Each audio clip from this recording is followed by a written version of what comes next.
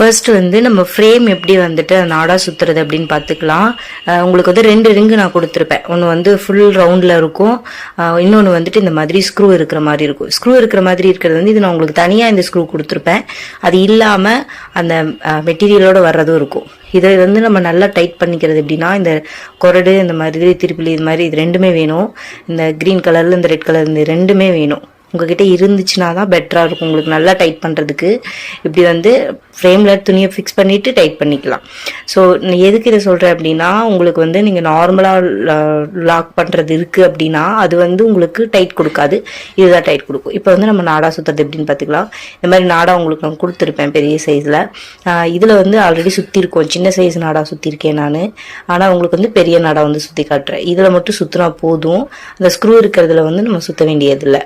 நல்லா பாருங்க, இந்த மாதிரி ஏதாவது ஒரு இடத்துல இருந்து, ஏன்னா இது வந்து ஃபுல் ரவுண்டுன்றதுனால எந்த இடத்துல இருந்து வேணால் ஸ்டார்ட் பண்ணிக்கலாம். க்ளூ அப்ளை பண்ணிட்டு அந்த க்ளூ மேலே வச்சு இந்த நாடாவை அப்படியே நம்ம வந்து பேஸ்ட் பண்ணிட்டு அப்படியே ஸ்டார்ட் பண்ணணும். ஃபர்ஸ்ட் பண்ணும்போது அது மேலேயே சுற்றிக்கோங்க, அதுக்கப்புறம் அப்படியே நாடாவை இப்படி திருப்பி நீங்கள் வந்து நாடாவை நல்லா நீளமாக இழுத்து விட்டுட்டு பண்ணலான்னு நினைக்காதீங்க. ஏன்னா சிக்கு விழுந்துக்கும் உங்களால் பண்ண முடியாது. அதனால் இந்த மாதிரியே சேம் நான் இப்போ பண்ணிகிட்ருக்கேன் பாருங்கள், இதே மாதிரி பண்ணீங்க அப்படின்னா உங்களுக்கு ரொம்ப பர்ஃபெக்டாக இருக்கும், ஈஸியாகவும் இருக்கும். ஸோ ஃபுல்லாக இது இந்த ரிங்கு ஃபுல்லாக நீங்கள் இதே மாதிரி சுற்றிக்கலாம். மேக்ஸிமம் வந்து நீங்கள் இப்படி சுற்றுனீங்க அப்படின்னா தான், அதாவது நாடாவை ரொம்ப பக்கத்துலேயே ரிங்குக்கு பக்கத்தில் வச்சு சுற்றுனீங்கன்னா தான் உங்களுக்கு ரொம்ப பர்ஃபெக்டாக இருக்கும். ஸோ இந்த ரிங்கு ஃபுல்லாக இதே மாதிரி சுற்றிட்டு கடைசியில் கொண்டு வந்து நம்ம எப்படி ஸ்டார்ட் பண்ணணுமோ க்ளூ வச்சு அதே மாதிரி முடிக்கும் போதும் க்ளூ வச்சு முடிச்சிடலாம். இந்த மாதிரி இந்த இடத்துல வச்சுட்டு க்ளூ வச்சு முடிச்சிடலாம். இது ட்ரை ஆகிறதுக்கு கண்டிப்பாக ஒரு 1 or 2 hours ஆகும். அது வரைக்கும் நீங்கள் ஃப்ரேமில் ஃபிக்ஸ் பண்ணக்கூடாது. ஏன்னா நீங்கள் உடனே கிளாத்தில் ஃபிக்ஸ் பண்ணிங்கன்னா அது கலந்து வர்றதுக்கு சான்சஸ் இருக்குது. ஸோ இதை ஃபிக்ஸ் பண்ணிக்கோங்க. என்ன ஆல்ரெடி இதில் ஃபிக்ஸ் பண்ணியாச்சு. இப்போ வந்து இந்த மாதிரி ஃபிக்ஸ் பண்ணதுக்கப்புறம் இந்த ஃபுல் ரவுண்டு இருக்கும் இல்லையா, நீங்கள் நாடா சுற்றுனது அதை வந்து தனியாக வச்சுக்கோங்க.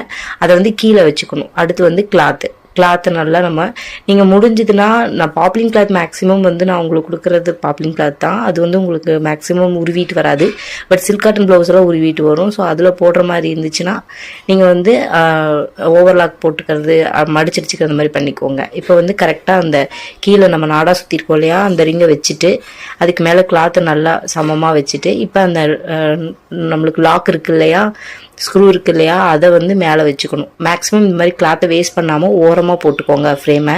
அப்போ தான் உங்களுக்கு வந்துட்டு மாற்றி ஸ்டிச்சஸ் பழகிறப்ப போடுறதுக்கு உங்களுக்கு நிறைய கிளாத் வந்து மிச்சமே ஆகிடும். 2 தடவை வந்து உங்களுக்கு யூஸ் பண்ணிங்கன்னா கரெக்டாக இருக்கும், அவ்வளோ மிச்சம் ஆகும். ஸோ இதை அப்படியே நம்ம வந்துட்டு அமுத்தி கொடுத்து கீழே ஃப்ளாட்டான ஏரியாவில் தான் வச்சு நீங்கள் அமுத்தணும். கடைசியில் இப்படி எடுத்து விட்டுட்டு இப்போ பார்த்தீங்கன்னா லூஸாக தான் இருக்கும் ஸ்டார்டிங்கில்.